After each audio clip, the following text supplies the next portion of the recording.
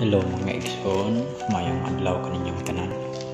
Dinhi ni video atong mapaminawan ang tingog sa usa ka tawo gigamit sa balahang espiritu sa kamatuoran. Usa among pagpapaginabi kaniya, di pangutana ko siya kung unsa matuod nga pag-ampo o unsa ang hubad sa pag-ampo nga atong kanunin atong ginampo karon nga amahanam.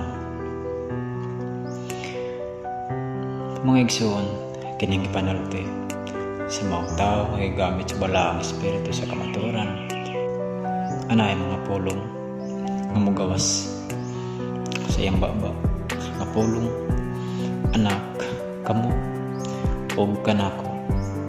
Buot pasabot ang espiritu na niini anak igsulti gamit lang ang unahuna o kasing-kasing sa iyang gigamit. Tanan nga gipanulti sa balaang espiritu o sa iyang gigamit, ana gayud kanas tanan sa balaang kasulatan. Dili man kini man magbuhat-buhat og mga sugilan gawas sa balaang kasulatan. Kay ang espiritu magsulti ana amang gayud sa otoridad, ana gyud masulat sa balaang kasulatan. O gani si Jesus kaniadto sa diyang anapo sa kalibutan, gituman man gani niya ang balaang kasulatan sama sa gisulat ni propeta Isaias.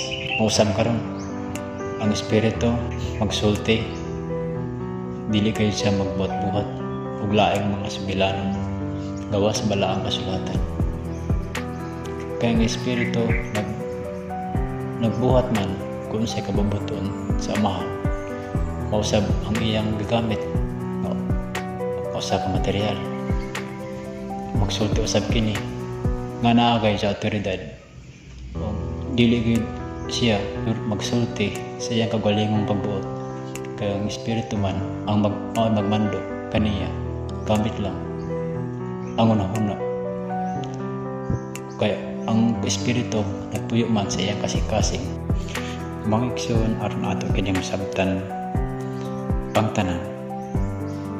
Maliw lang ako kaninyo sa paglantaw sa uban kung mga video nga na-upload o i-search lang ang akong channel name, ang Espirituhan ng Gasa. Ana sa liha ang makapaligon sa atong pagtuo sa atong amahan matuwa sa langit. Mga igsoon, abahagan ko usab kamo sa pagpaminaw sa gigamit sa balaang espiritu sa kamatuoran, kay alang manggit kini kanatong tanan. Salamat.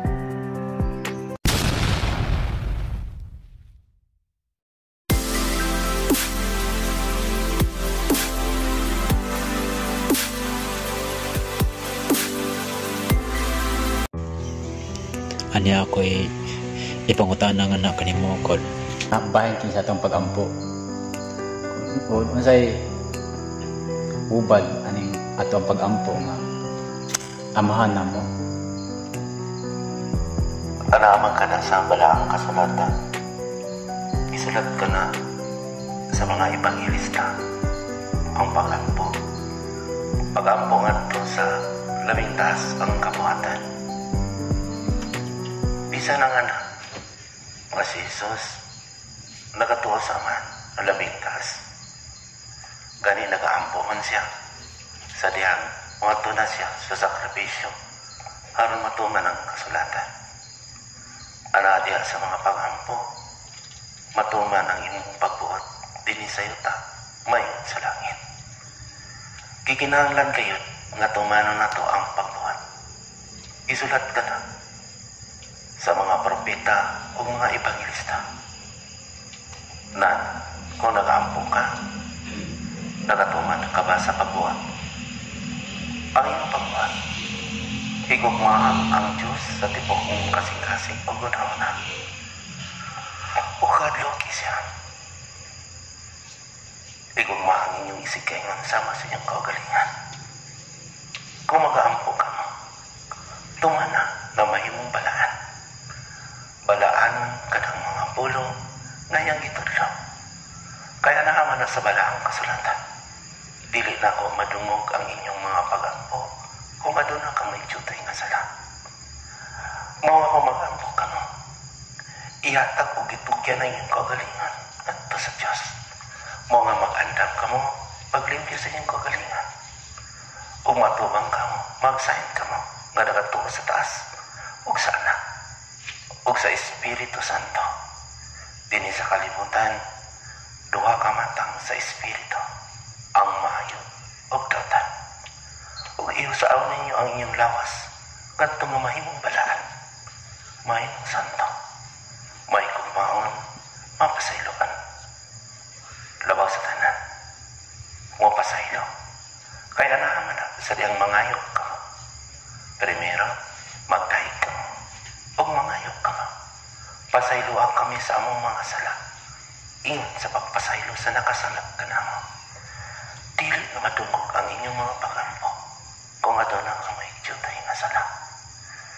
Abang tanawa, tawanan lamang.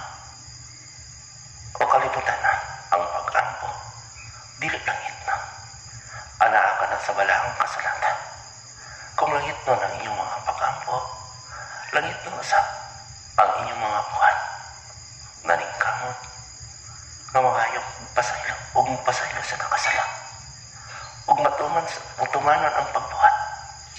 Pagbuhat, nga mayong palaan, harong madungog ka to sa amahan.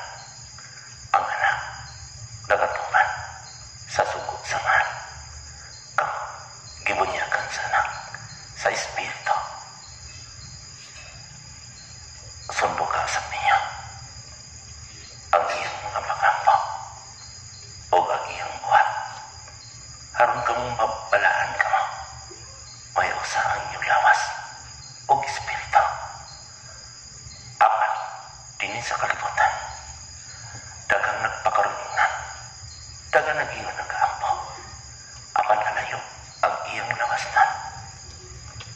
Bakakan, nagpakaruningan, ning gamit kadako. Harap sila ingon, ang mga buwan. Anak, dagan na nagamit, nagtawag ng Diyos. Apan dili sila, nag maluwas. Kay gamit lamang nila ang pulong ng Kristohanan. Apan wala nila kibuhan. Ang suko samahan. Anak sa walang kasulatan. Ang nitungan sa akong suko, nituman usap sa nagsuko kadako. Ang nagtuo sa akong gisuko, nakatuusap sa nagsuko kadako. Mga karon na natin ang walang Espiritu, ang nanginom sa Espiritu. Nagatuman usap sa nagsuko ug nagpadala sa Espiritu. Mga karon nadudlo. Gisulti ang kamaturan. Gitudluan ka mo sa pagampo. Usman ka kung magampo ka mo. Limpyo sa inyong kagalingan. Pangayong pasaylo sa amahan. Kay walay tao din sa kalibutan na walay sala.